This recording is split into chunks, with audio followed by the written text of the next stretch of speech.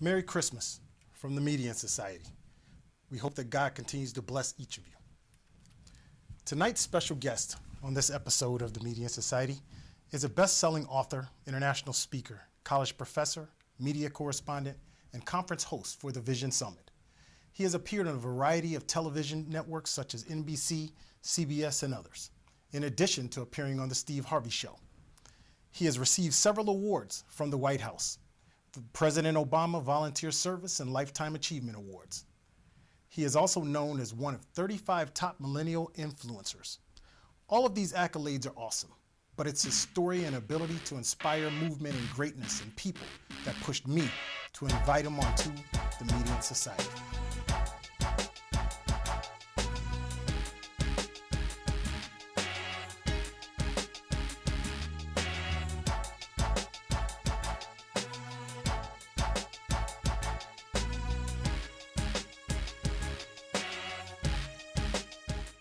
Tonight, we're going to dive in and learn about Dr. Eddie and his newest book, AmerICAN'T Breathe. In addition, we will learn a little about his life and how he dedicates himself to teaching and inspiring change with those that are around him. Dr. Eddie, thank you so much for spending time with us this evening. So nice to meet you. So glad to be here and be a part of your awesome show, and definitely looking forward to the courageous conversation tonight. Thank you so much. Okay, so much that I have read within your book, and it's a lot of information to definitely compile and keep in my head. But it's such good knowledge, and I mean your approach to giving people this information and your ideas, they're just so rich and needed in today's time, from my belief. So let's start. We're going to go through a few chapters and talk about them. Let's talk about racism is a public health crisis. Explain that so our audience can understand that. Well, yes. According to researchers, they've done a lot of study on how race really, the implications of race have impacted individuals mentally, spiritually, socially, emotionally. Even just as of yesterday, I came across some research that said the implications of race on Black people affect them in a way to where they age 2 or 3 times quicker than where they are supposed to be. If you think about even Dr. King, when Dr. King died, or was assassinated rather, they did an autopsy on his body. They said he had a heart of a 70-year-old man. Dealing with the implications of race in that whole aspect, when you're thinking about poverty, when you're thinking about dilapidated housing, when you're thinking about the inequity in education, when you can go to Flint, Michigan, 90 miles from where I live in Detroit, and think about the implications of how the water issue still has not been remediated. All of that connects to the social, psychological, and just the debilitating aspects of race in America. And I can even think about my own self as a cancer survivor, having to really experience the brunt of race in a cancer ward, while trying to literally breathe life and trying to find my own way to overcome the obstacles of cancer and find the can in cancer. So it is tremendously exacerbating when you think about all those implications. Gotcha. I tell you, I remember listening to your book in the car, and I remember when you brought up about how they wouldn't even look you in the eyes in the ward, and all that just kept going through my head was my mother-in-law and what happened when she had a multiple myeloma and breast cancer at the same time, and I remember in the hospital she kept telling my wife, they won't even look me in the eye. And it was just so powerful when you said that.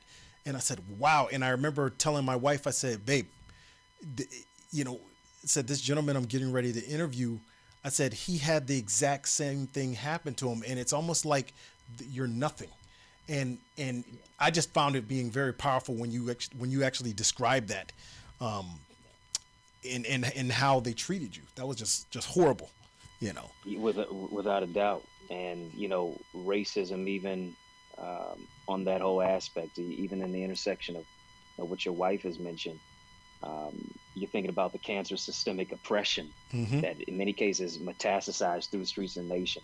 Racism is a cancer Yes. that has choked the dreams and lives of Black men and women in America. So uh, when I say racism a public health crisis, it goes back to what the Harvard School of Public Health Dean Michelle Williams mentioned, and just the impact economically, educationally, socially, community, neighborhood environment on Black people in America Hmm. is a daunting task, to say the least.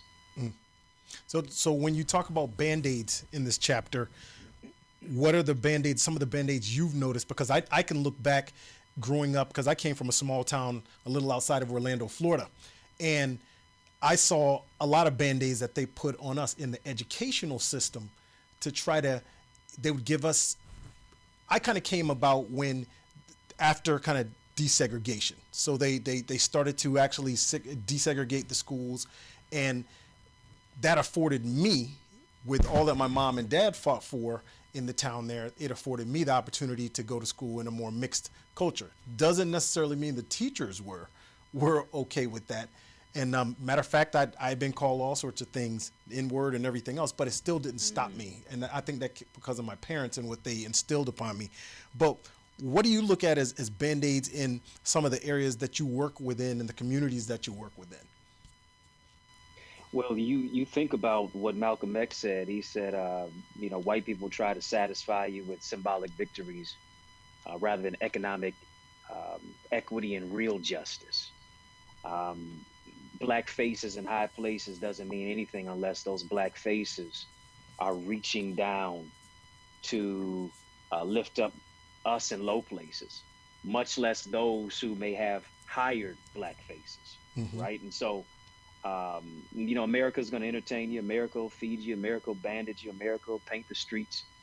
Black lives matter for you, but will they actually stave off the bloodshed that is on those same streets where they're painted on? And in many cases, a symbolic smoke screen is just to distract you. Gotcha. It's really patronizing you, but really, are we dealing with the whole brutalization of knees on necks, of shooting, uh, being judge, jury, and executioner just because of Black skin, which is seen as a sin in America? So the systemic, substantive, and transformative change is needed and necessary, especially even when you think on the school system. Um, you think about the books that are not even um, that don't engage in culturally relevant literature, Hmm. where they don't reflect the type of student body that it is supposed to serve, much less is skewed and it is outdated.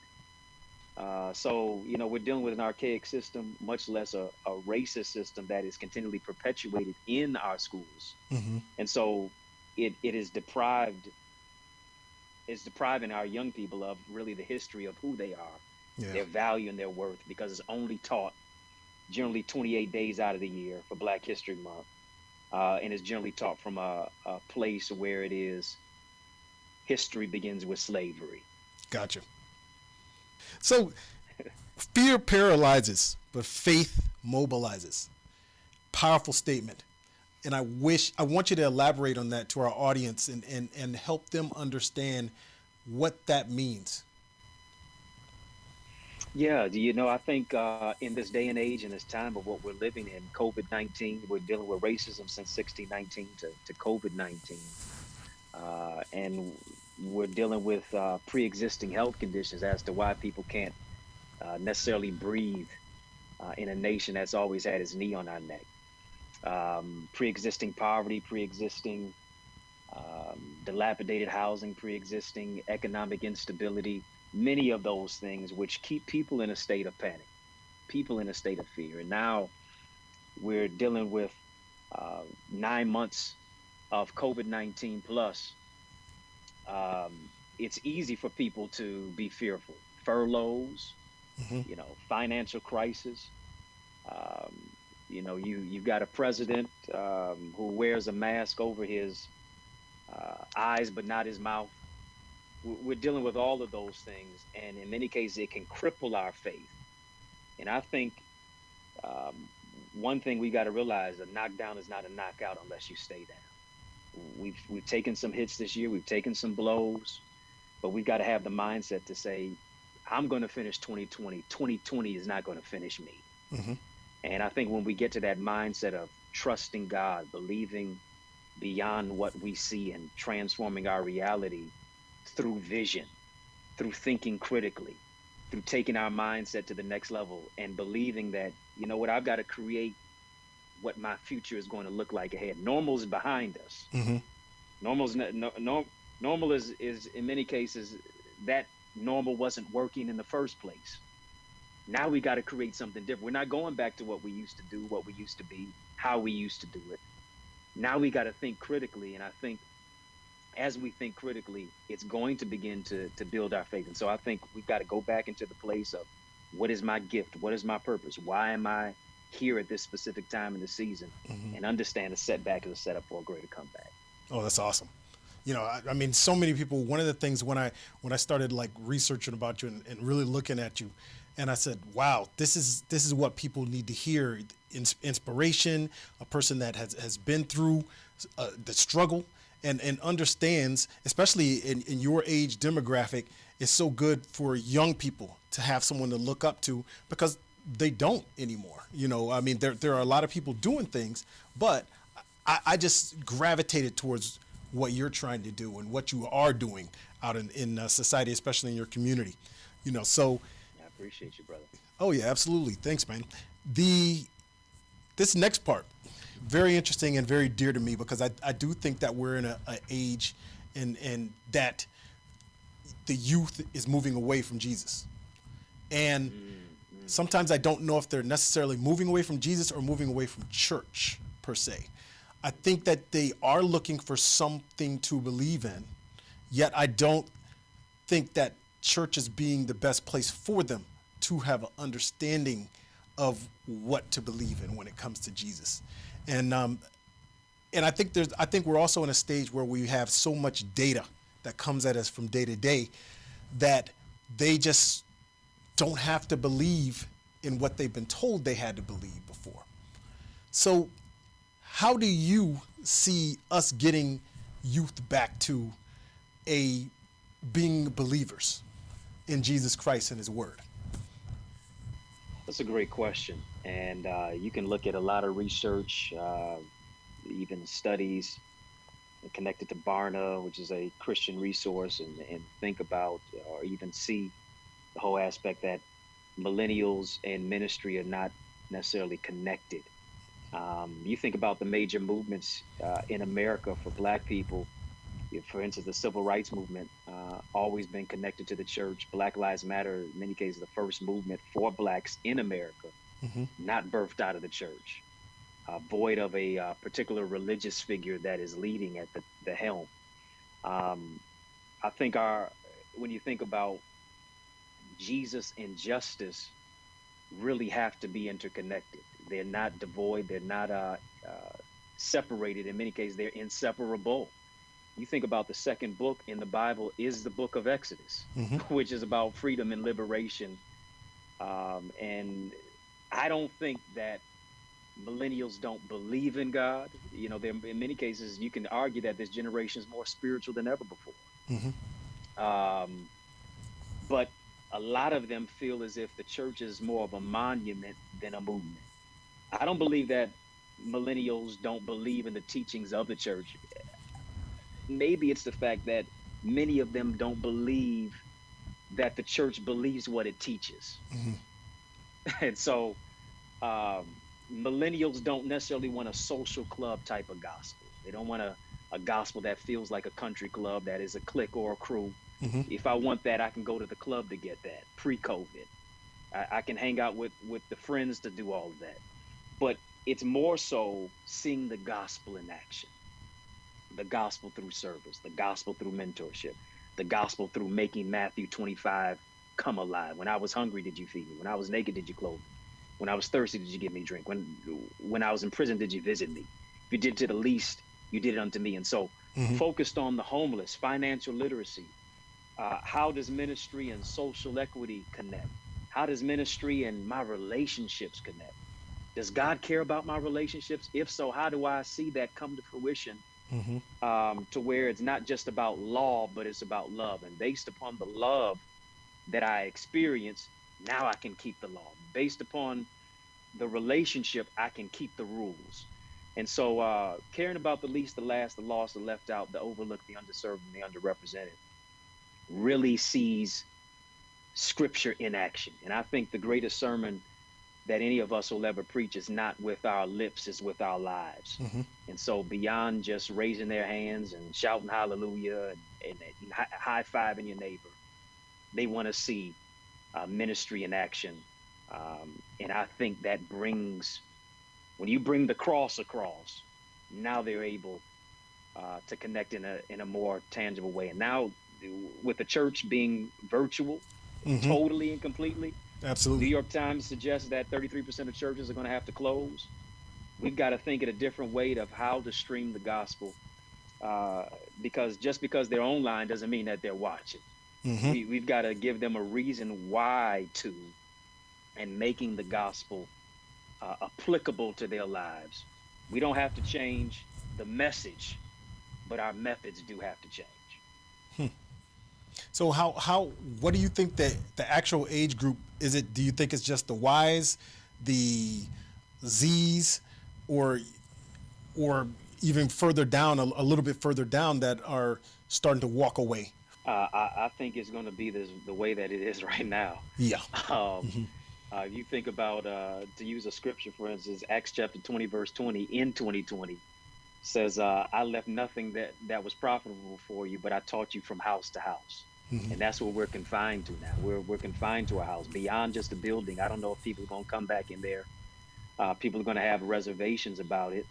And so I think this portal of our social media platform is going to be the space and the place. You know, we've gone from brick and mortar now to click and order. In many cases, the brick and mortar is out of order now. And so beyond just getting people into the seats, people have become so comfortable now. I can praise in pajamas while eating pancakes, right? And so they become comfortable in that type of lifestyle. It takes 21 days to form a habit. We're well past that with this quarantine and with this shut-in. Now this is quote unquote the new normal. So I've got to be able to connect with people in a way to where I can attend 10 services all in a matter of an hour. Yeah. Right? Makes sense. I don't have to leave my home. I don't have to leave out of my garage at all. I can stay here. How do we make that applicable and beyond just, a hoop and a holler? Now it's about teaching. And in many cases, the gospel is now conversational. It goes back to how Jesus taught through parables. I really want people to pick this book up because the more and more that I've gotten indulged into it, I'm like, I'm gonna show it on screen too. Oh, we're going to do that anyway too. But I do want to say, that it's a tough read from the perspective that it tells you the truth, and if you're not ready to hear the truth, it's gonna do something to you internally. Yeah. So let's talk about the Vision Summit and your work in it. I mean, it looks like you're doing a lot of things that help people restore themselves and understand how to take just the idea and a dream and make it into a reality. So tell us a little bit about it. I thought about the Vision Summit prior to COVID-19. I planned it to where it was going to be in a building in Detroit, and it's going to be people flying in, and COVID just totally messed it all up, in a different way, in a good way, because the premise of Vision Summit is all about empowering people to transform their vision to action through education and entrepreneurship. And I think more than ever before now, people are in many cases forced from a furlough into now having to create multiple streams of income for themselves, and showing people really how to take that vision of what it is that they have, use that gift, but also be able to profit from their story, profit from their pain. And so we had authors, we had ministers, we had speakers, we had artists, we had people from all types of demographics, but also occupations, who came virtually to just really be ingratiated in how do I pivot? How do I transition from where I am? We did that July 31st and August 1st of this year. And this is at the heightened stage of COVID-19, and people are wondering what is the next move. And we just gave some real pragmatic strategies. We had about 20 speakers throughout the course of that 2-day event, and just really shared what the future will look like, how automation is serious, and really, as Albert Einstein said, imagination is more important than education. Yes, you need the learning, but also the burning, but also the thinking bigger than what you are experiencing right now. And so we've gotten some testimonials back on how people have pivoted and not panicked and transformed, their 9 to 5 into a business. And I just tell them, a job is what you're paid for. Your calling and your purpose is what you're made for. And you got to work your dream like your job. You got to work your job like your dream until your dream becomes your job. Interesting. So let's go a little bit into that. How does the person juggle the job and the dream? I'll tell you, I'll be very up close and personal. My background is in education. I taught for about 12 years on the high school level. Been teaching as well, segued into the professor, university, collegiate level. And I always thought bigger than just 8 hours of a day, being in a classroom for 4 hours, being in a classroom in 4 walls. And I would come home after I worked my quote unquote 8 to 3, I would have a 5 to 12, and I'd be typing, working on my book, or working on books and ideas and brainstorming and thinking about other ways and networking to launch a speaking career, to launch a book career, to be able to find ways to roll up my sleeves and help out in the community, to develop programs and projects. And so all of that really became a place of, listen, you got to roll up your sleeves. When everybody else is going to the bar, when everybody else is going to the mall, when everybody else will come home and work, I'm now just really getting my work day started, because I'm able to work on where my dream was going. And so not letting a job stop me from dreaming big, but understanding that everything that was at that job I needed so that I could implement that into my dream. If I could hold a classroom of 30 kids, their attention, surely I could hold a room full of adults. One of the other statements that really stuck to me when I was reading across the Vision Summit was the balancing stress and success. And so I wanted to ask you, what do you tell people to balance stress and success, especially in today's time with COVID and people losing jobs and homes and everything else? I really focus on mind, body, spirit. A lot of stuff that a lot of times we're dealing with is psychosomatic. What goes on in the mind affects the body. And so taking some time to mute the noise around you so you can hear the voice within you, whether that's meditation, whether that's prayer, whether that's you walking, since we can't get to a gym, taking some time, even if it's in a cold climate, 10 to 15 minutes, that you can just jump rope or walk outside or whatever the case may be. Just refresh yourself mentally, engaging in some reading that's going to empower you. And just really taking the time to power down so you can empower yourself. When you think about mental health in the Black community especially, it is a serious crisis, an epidemic. When you're automatically dealing with racism, you're dealing with the economic inequity, when you realize that White people have an average income that is 10 times greater than the average black household.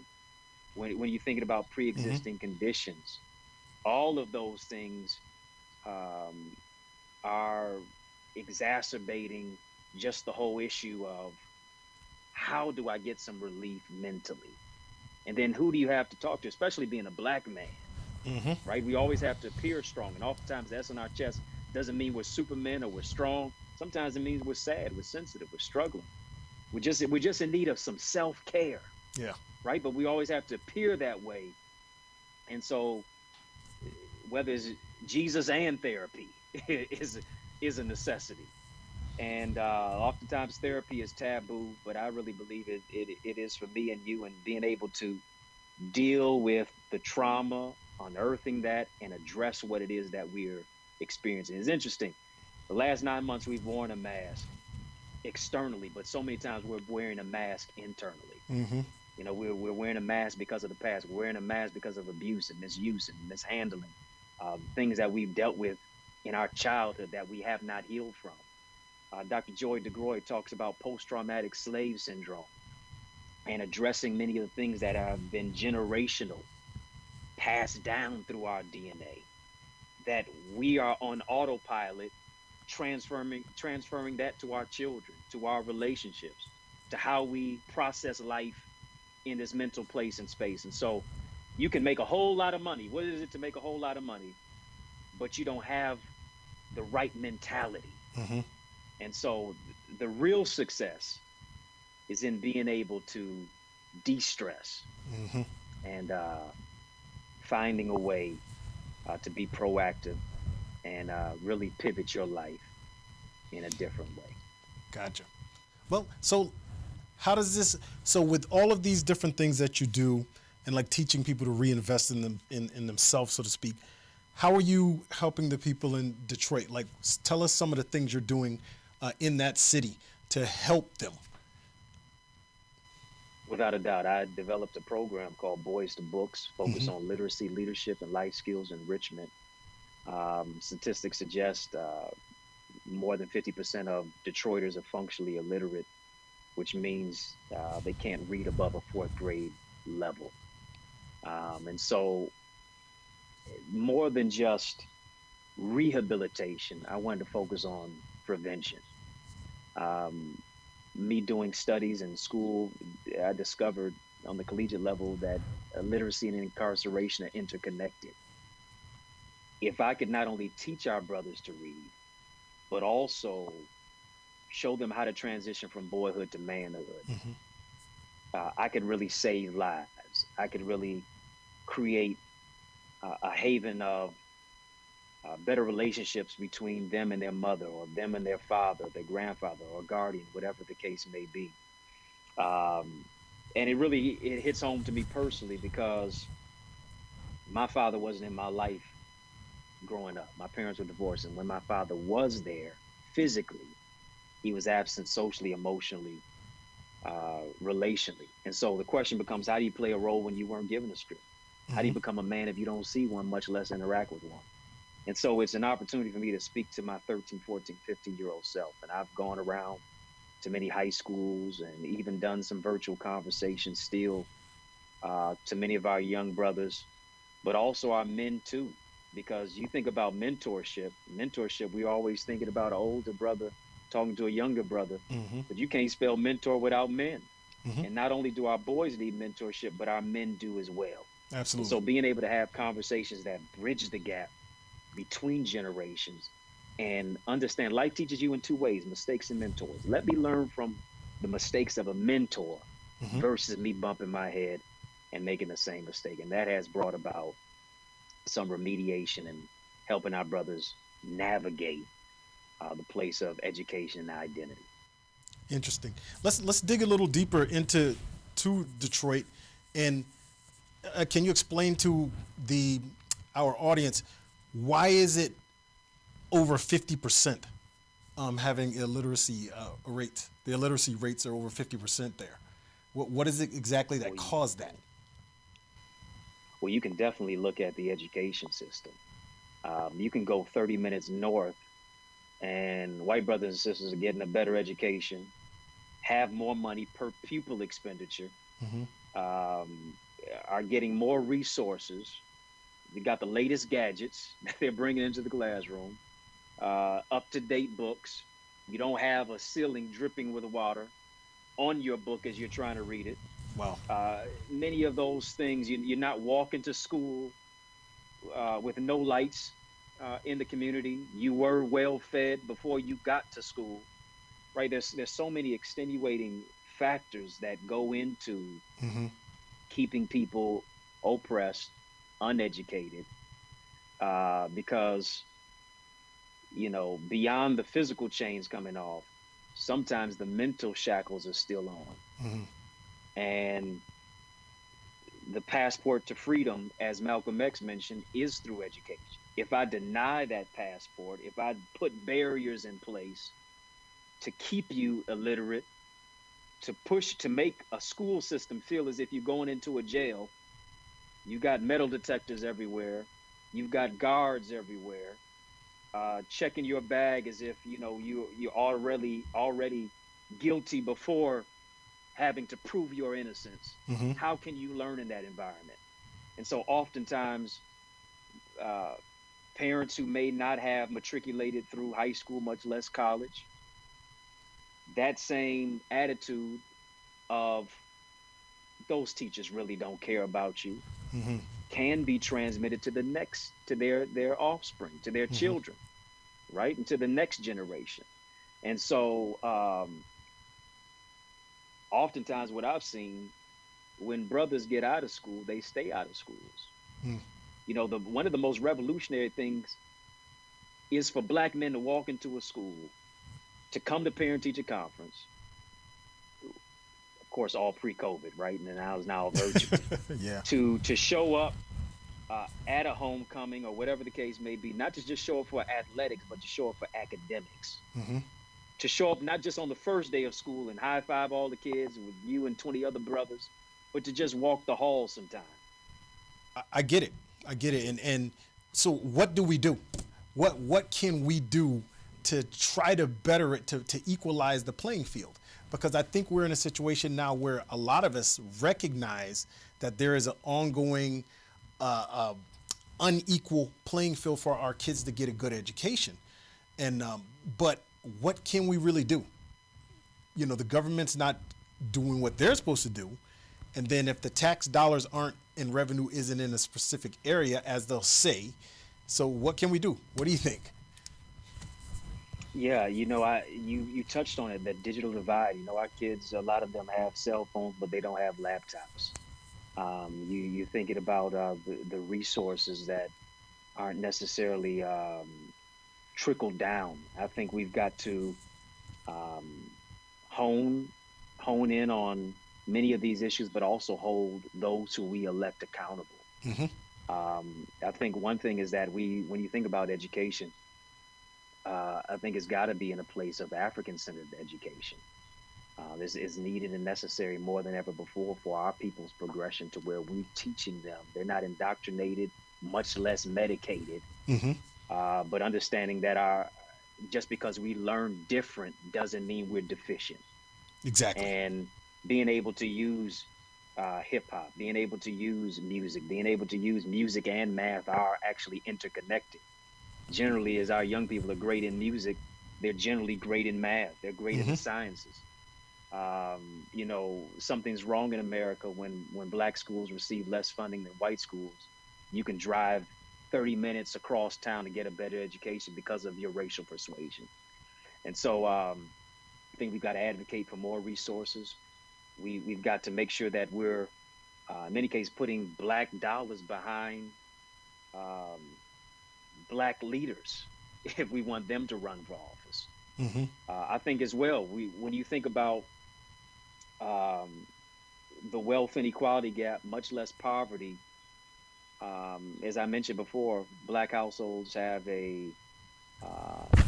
white households have 10 times more value, net worth, than a Black household. I think we've really got to get to the place of understanding socioeconomic status, education, but also economic empowerment is very, very key and important. As Black people, we have a $1.3 trillion, we say buying power, but we don't say investing power. By 2021, it'll be 1.5 trillion. However, we only spend 1% of our resources with people who look like us. Yeah. But if we took that 1% and turned it into 10%, we could create 1 million new jobs. And so, as Dr. King was assassinated, talking about redistributing the wealth, moving not just from, yes, civil rights, but also silver rights, and the whole aspect of education and economic empowerment, those coalescing together, building Black businesses, supporting Black businesses. If you own a Black business, support a Black business. If you don't own a Black business, support a Black business. That, with educating ourselves, I think that is going to be the upward mobility for how we take the elevator to the next level. That topic, what we're talking about, I got to bring you on another show because that's something that's exactly something that I totally believe in. And we're going to save that one, though. Let's talk about Relationship Academy, because I know it's a big thing, especially in the Gen Y, even I'll say like people like me, Gen Xers, but the Gen Ys and Gen Zs, they have a whole new methodology of how they date and how they go about dating. So tell us about the Relationship Academy and what you're doing there. You know, I've written through the years a number of books on relationships. I put out a trilogy a few years ago, Dear Queen, Woman, Wife. Even before that, when I wrote a book on Heal Your Heart, how to heal from broken relationships. And so I'll get on social media DMs or emails of people's relationship questions, not just from our sisters, but also from our brothers too, and how to navigate that space and place of where they are. And so it just dawned on me, especially we don't look like we're going in the building anytime soon. I decided to create this academy focused on relationships. And when I began to put it out, everybody said, finally. I'm so glad you did. A kind of what took me so long type of thing. And I really wanted to focus on the whole aspect of love, leadership, leveraging your purpose. It's not just a hitch type of thing and connecting somebody to somebody. But I'm really focusing on, you can't expect a purpose partner until you first partnered with your purpose.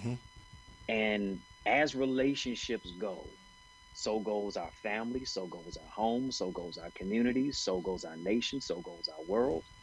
And really helping people to dissect what the whole aspect of real love is. And it's first got to begin interpersonally. You know, a lot of times love is so connected to the negative. For some people, love has just been such pain. It's been hardship. Whenever somebody used love, they always came to take, but not to give. Love for some people is just a tattoo, but it doesn't have anything that is permeating in their heart and their mind and their spirit. And so before anybody's right for somebody else, they got to first get right for themselves. And so we're going through a whole aspect of loving yourself, knowing your worth, valuing you, and the right people at the end of the day are going to be connected to you. Now, this is not just so much about romance as it is about healthy relationships overall. So giving people a blueprint of how to build their business, how to turn their contacts into contracts, their ideas into income, and also to be able to network with people in a healthy, holistic way has been transformative. And so the doors are open virtually, digital doors rather, for people to register, for people to become a member, and they can do that at Dr. Eddie Academy. Dr. Eddie Academy. Okay. Yes. That's awesome. That really is awesome. I tell you, one of the things I really like about what you do is how you incorporate a lot of hip hop. So I'm gonna ask you a question to see really where you're at. Okay. But I dig the Lauryn Hill thing. You know, how you gonna win if you ain't right within? I dig that. I like the commercial, and I said, okay, he's in the right direction. Okay, old school or new school? Which one are you, hip hop wise? I'm old school. Okay, what about Nas? Oh, Nas for sure. Okay, for sure. okay. Stillmatic, all okay, of it. okay. You know, Biggie and Pop. Even his newest one is actually pretty good. King's Yeah. disease. Which one is it? Yeah, yeah. It's actually pretty good. Yeah, King's disease is pretty good. Yeah, King's disease is pretty good. And a lot of people don't realize the difference between rap and hip hop. This is thank you. r- Oh my rap goodness. is commercial. You're Hip hop good. is cultural. You're a really good guy. So let me ask you this final thing. How can people really tap in and find out how to fulfill their own destinies? That's a great question. I believe we are all gifted for greatness. The Apostle Paul said to stir up your gift. Proverbs said your gift will make room for you and bring you before great men. But the great painter Pablo Picasso said the meaning of life is to find your gift. The purpose of life is to give your gift away. The tragedy is to be gifted but to never open the package. The richest place on the planet is not LeBron James's crib, is not Bill Gates or Elon Musk or Jeff Bezos's house. It is the cemetery, because so many people have died with mellifluous, melodious, euphonious gifts, cures to diseases, books they've never written, businesses they've never opened. And I think what gets in the way is not a hater, is really ourselves. At the end of the day, we can't point the blame at an absentee father or a mother that may not have provided the love that you wanted, or an uncle who you thought was going to heal you and help you, but wound up hurting you and harming you. At the end of the day, we're born looking like our parents, but we die looking like our decisions. And so I think we have to make a decision to say, I'm going to turn this pain into that which is profitable, that is powerful. I know it was painful, but it's going to be purposeful. And so I think we got to have a vision for our life. We got to be able to write that vision. We got to be able to make it plain. We've also got to be able to have an action plan. We've got to hold ourselves accountable. We've got to be disciplined. There's two pains in life. It's either the pain of discipline or the pain of being undisciplined. It's going to hurt either way. If I'm undisciplined, it's going to hurt. If I am disciplined, it's going to hurt. But do I want the pain of moving forward or the pain of staying backward?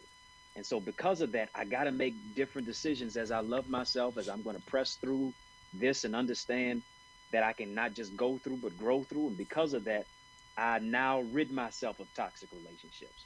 I recognize I'm a Jew and I can't allow other people to dump junk into my spirit, into my mind. And I connect to God in a relationship to where now that vertical relationship becomes the blueprint for how all my horizontal relationships connect. And so I think when we get to that place, now it elicits purpose. Now it takes our mind to the next level, to where I can think bigger than my bank account. I can think bigger than my breakdown that I had. I can think bigger than my background, because I'm now able to take my life to the next level and think bigger than beyond what I've been through. Okay. Thank you so much, Dr. Eddie. And I want you guys to go out and get out Amer, I Can't Breathe. Awesome book. He's a great speaker. Hopefully when all this COVID stuff goes, I'll treat you to lunch, man. I'll come up to Detroit, meet you, go treat you to lunch. You're going to be a permanent friend, a friend of the Media Society. Yes, sir. Yes, sir. Count me in. Awesome, man. Hopefully one day we can break bread soon. Oh, we will. We will. I know that it won't always be like this. And I know that God has something much greater for us. And he's taking us through this for a reason. But hey, we're going to come out better for it at the end. Yes, sir. Thank you so much again. Appreciate you. And I appreciate you coming to the Media Society. Have a good evening and Merry Christmas. Merry Christmas, you too. God bless. God bless you too.